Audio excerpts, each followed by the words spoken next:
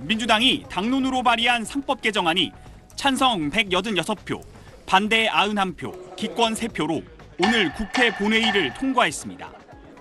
이번 법안엔 이사의 충실 의무 대상을 회사서 회사 및 주주로 확대하고 상장회사의 경우 전자주주총회 도입을 의무화하는 내용이 담겼습니다. 이번 법안 개정으로 민주당은 주주 보호를 통한 주식시장 투명화와 대주주 중심의 기업 구조를 개선할 수 있을 거라고 기대했습니다.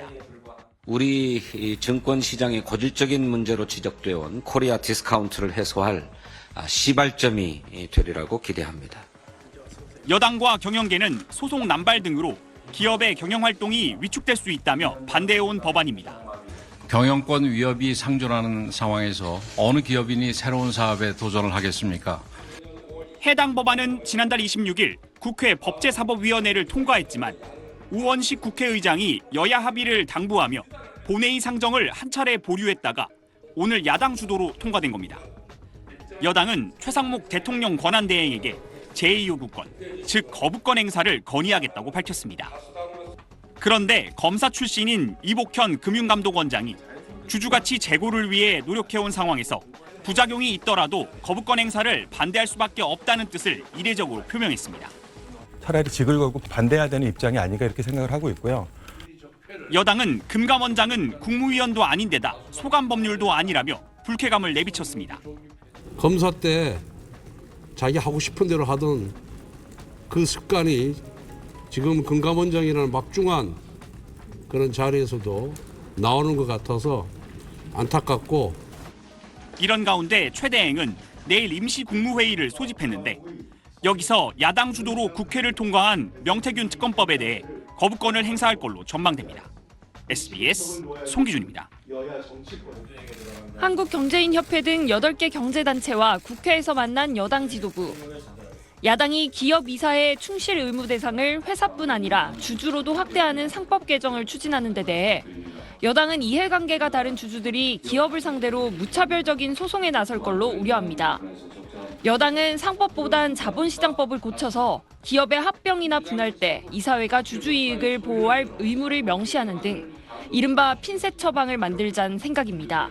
민주당과 이재명 대표의 대선형 정치쇼에 우리 경제와 우리 기업들이 불쏘시개로 이용당해서는 안 됩니다. 반면 야당은 상법 개정안 통과는 우리나라 주식시장이 선진 자본시장으로 향하는 첫걸음이라고 여당을 반박합니다. 기업이 주주이익을 위해서 노력할수록 자본시장이 공정하고 투명해지고 고질적 코리아 디스카운트도 해소된다는 겁니다. 책임을 지는 게 아니라 야당 발목만 잡아서야 그게 되겠습니까? 일단 반대, 그렇게 해서는 만년 야당도 하기 어렵습니다. 오늘 국회 법제사법위원회에선 여당 의원들이 퇴장한 가운데 상법 개정안이 의결됐습니다.